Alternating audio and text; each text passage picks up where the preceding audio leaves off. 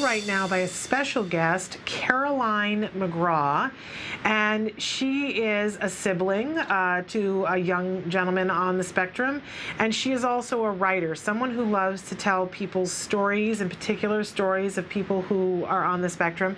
And she is a writer for a site that I know you're going to be excited to hear about, Autism After 16. So Caroline, first of all, I want to welcome you to the show and ask you if we can have your permission to broadcast your image and to talk to you live on the air. Oh, thank you, Shannon. And yes, you may definitely have permission. Okay, great. So welcome to the show. So glad to have you here today. Tell us a little bit about you and your sibling and how autism plays a role in your life. Sure. Well, my sibling, my younger brother, his name is Willie.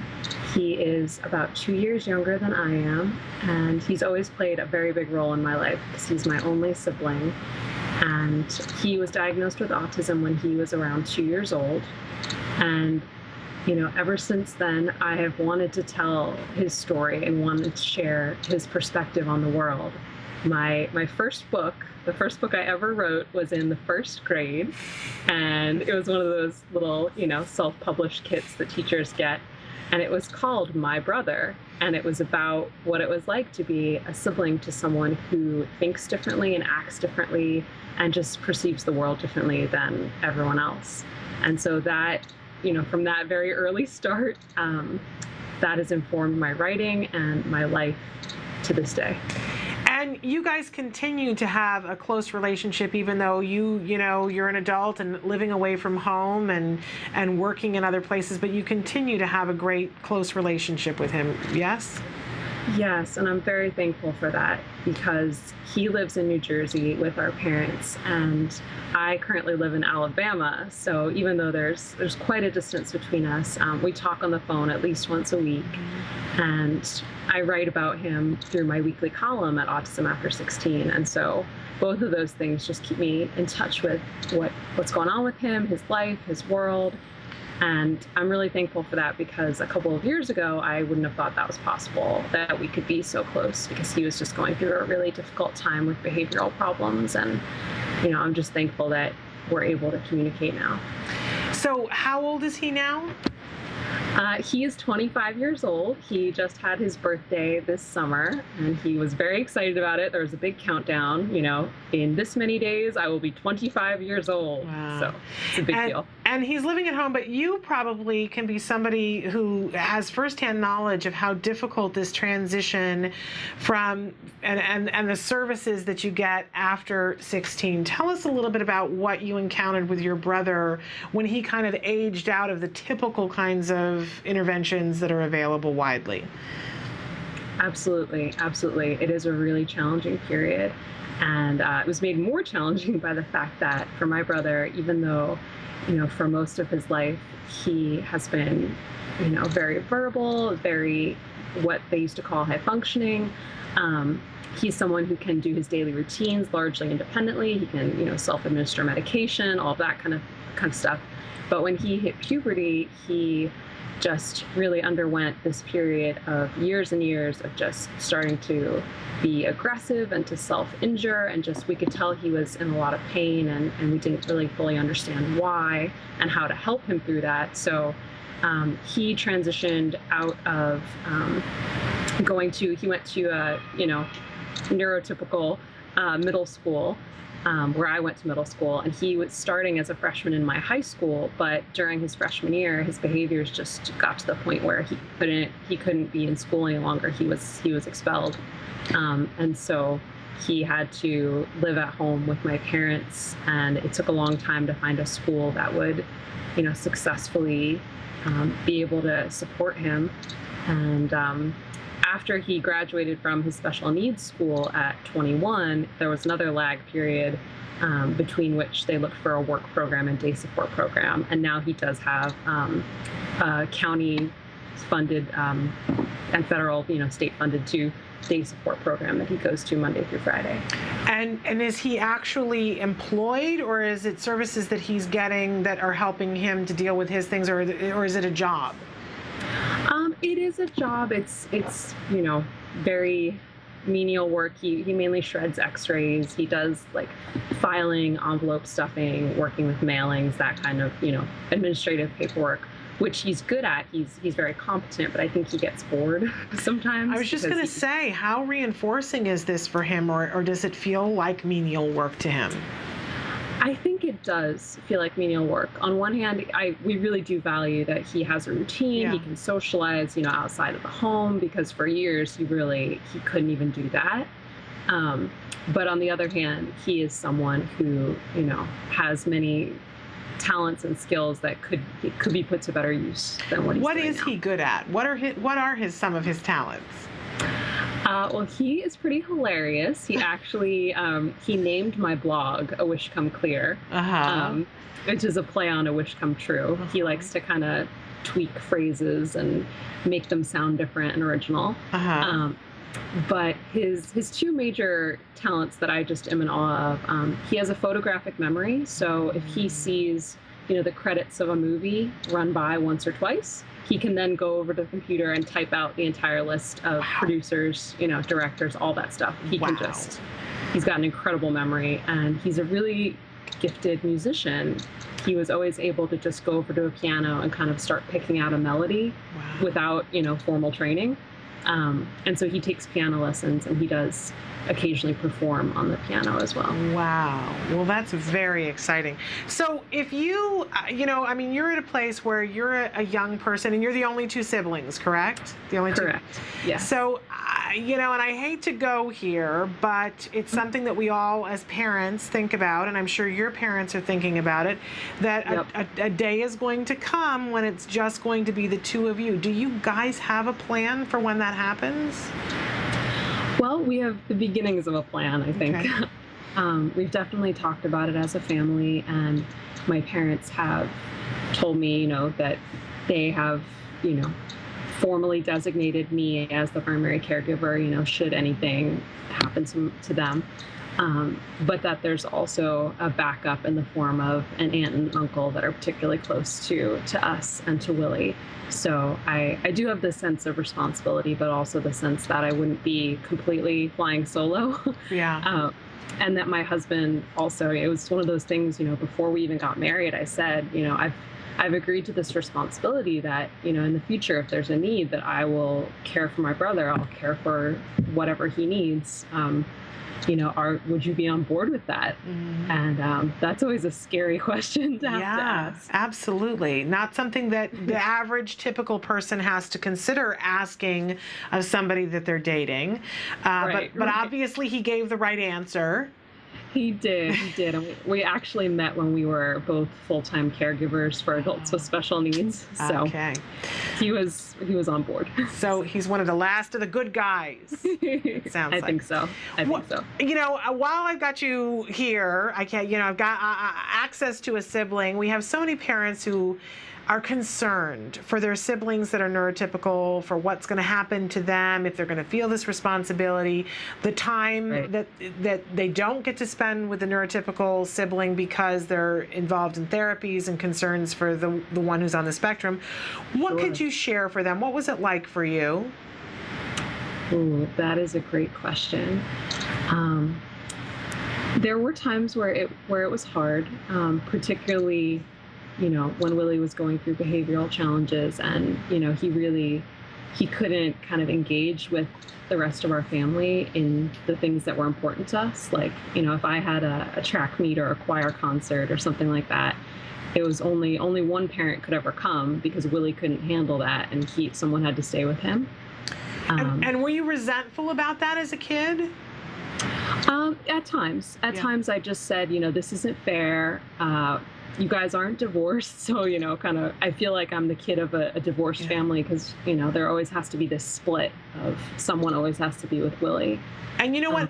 And Carolyn, I so appreciate you saying that and being honest, because I think that I don't know how somebody wouldn't be resentful, but what I want parents to hear is that you were resentful about it, that you said to your parents, this isn't fair, but look at the wonderful adult you have turned into being, and that you're a compassionate, caring caring person who any parent would be proud to have you as a daughter. I just want to point out that it didn't make you into some sort of, social mess. You survived it.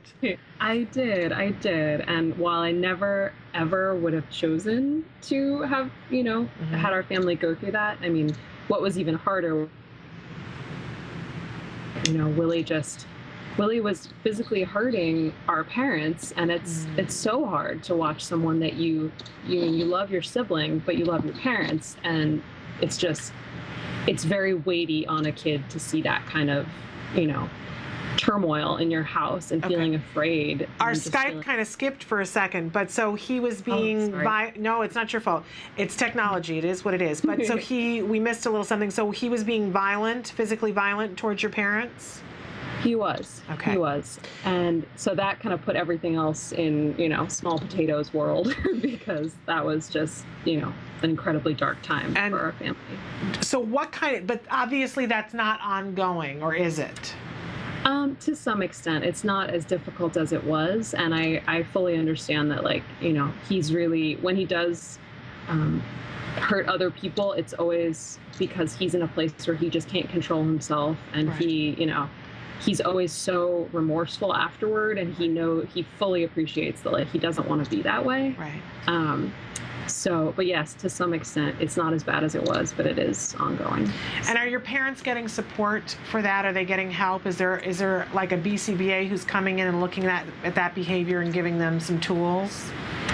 They are getting some help, not only, looking at behavioral interventions and things they can do, but definitely, continuing to do, therapies and different medications, and just, still trying to work with everything they can work with diet, with, every level of intervention that they possibly can. Okay. Awesome. And it has gotten a lot better. Okay. So. Good. All right. So let's talk a little bit about Autism After 16, this amazing site that more people should know about. It's quite the resource. I'm on there right now on my computer, and you're one of many writers on this site that run the full gamut. What kinds of things are you writing about on the site?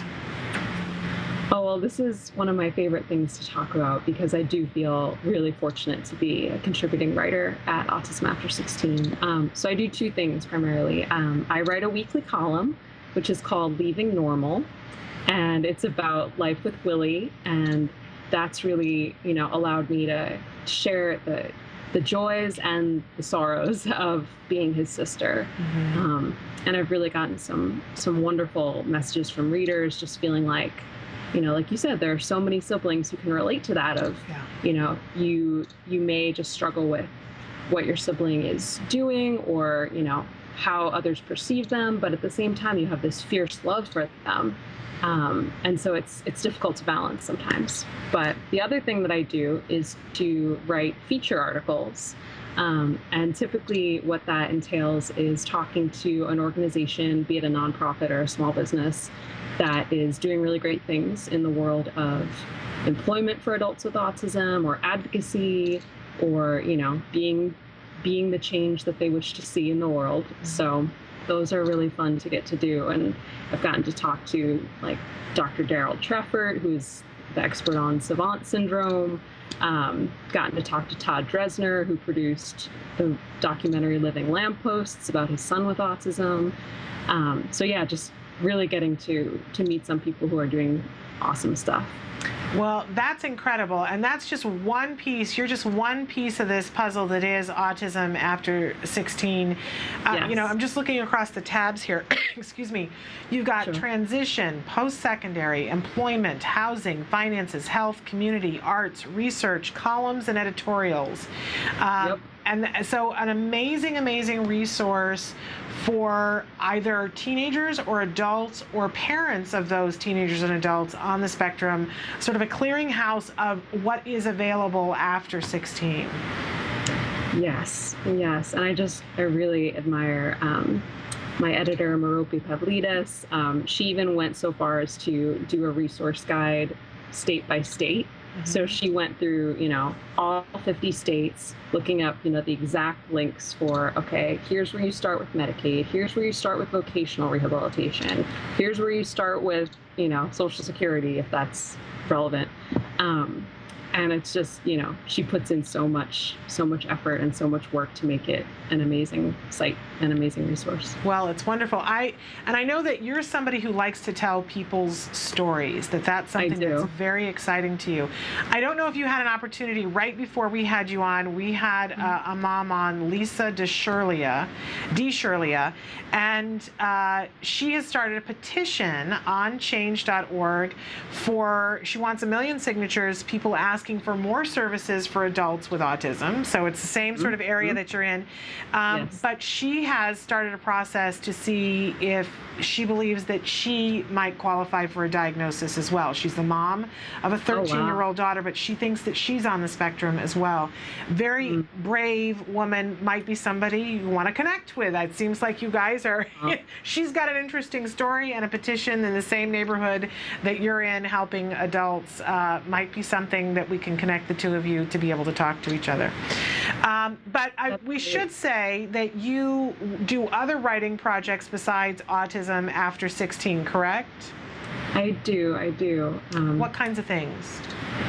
Well, there are two major areas, really. The first is that I work as a web copywriter. So I've worked with nonprofits and small businesses that have a special needs support focus. And I just try and, like you said, share their story on their website and make that homepage, make that about page just as amazing as they are. Because so often I just kind of, I would read organizations' websites and think, oh, this sounds okay. But then I would talk to, their founder or someone else. I would interview them and think, this is more than okay. This is phenomenal. Like, and your website should communicate everything that you're doing. Right. And so that's one thing that I do. Okay. And the other portion of it is what I've wanted to do since I was in first grade, which is to make books. Yes. So I've self-published 2, and I'm working on a proposal for a 3rd. Okay, and what are the 2 that you've self-published? The first one is available free to anyone who visits awishcomeclear.com and receives posts via email. And so anybody who's listening can visit awishcomeclear.com and check it out. And it's called Your Creative Care, How to Dig for Treasure in People Without Getting Buried Alive.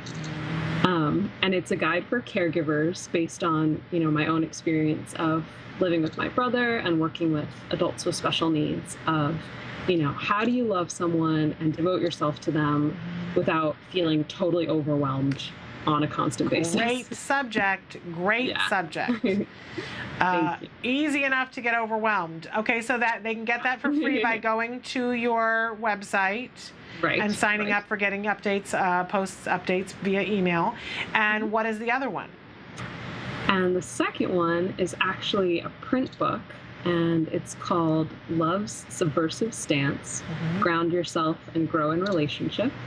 And that tongue twister is kind of taking off where the first book left off and talking about, okay, well, now you're at a point where you feel like, you can get through the day without going crazy. But is it possible to experience, transformation and personal growth while you're still a caregiver? So kind of how can you provide all these supports but still grow and still achieve your own dreams as well? So wonderful subject. Wonderful. And what is the third one that you're working on? Oh, that's top secret. No, sort of. You could tell me, but you'd have to kill me. Right. Well, you don't have to tell us. But what I'm struck by is that in first grade, you wrote a book called My Brother Willie, and it seems like maybe that's something you need to get around to at some point again. That's true. I thought about, I've been doing the weekly columns at Autism After 16 for a year in August. So that's, 52 columns of about 700 words each. So that is pretty much book length. So if I just were to put them all together. Yeah. Say, here you go. You know, the sibling, you know, because you do it on a regular basis, the sibling story needs to be told. Oh, yes. Yeah, because, I mean, we're so close to it, and it's something that you kind of always carry with you, but you don't always share. Yeah. And it needs to be shared. And with 1 in 88 and 1 in 54 boys at this point, when you stop and consider what's the number of the siblings, it's a huge, huge number of people who constantly, we talk about a lot else, but we don't talk about the siblings. We don't talk about the adults nearly enough, but we really don't talk about the siblings nearly enough. And it does have a toll. I will say, for all of our parents watching though, what's amazing to me is that whenever I have met an adult sibling, they have always been people who are the most compassionate people that I have ever experienced. So I'm sure it was tough. I'm sure it was rough, and I'm sure that there were times when you felt shortchanged, but look at who you turned out to be partially as a result. It's pretty amazing. Right. Thank you. And I mean, I feel like every sibling probably struggles with that fear of, like, you know, will this define me, and will this define me in a negative way? And also that fear of, like, you know, if I achieve certain things, and if I do certain things that maybe my sibling won't ever do, does that distance me from this person? And really moving through that, and you know, getting to a place where you can say, oh, in everything I do, in everything that I am, I'm able to honor that bond and able to, like you said, be a more compassionate person because of the sibling that I get to be close to. Well, you're a remarkable individual. We appreciate what you're doing, all the different writing projects that you're doing. And so let's say what your website is again. Sure, thank you. It's awishcomeclear.com. Okay. And I also have carolinmcgraw.com. That's my professional site for speaking, writing, all that. And for people who want to go to Autism After 16, it is exactly as it sounds, Autism After and the number 16.com, a wealth of information. Well, Caroline, thank you so much for taking the time to be with us today. And we get a lot of people who write in looking for resources for adults. And so we're going to be referring them to you and to Autism After 16. Thank you, Shannon. I really appreciate it. Thank you. And I hope we can have you back on again. And if you've got interesting stuff going on over there, will you let us know so that we can share it here? Definitely. Will do. All right. Take care. Thank you, Caroline. All right. Thank you so much. Bye-bye. Bye.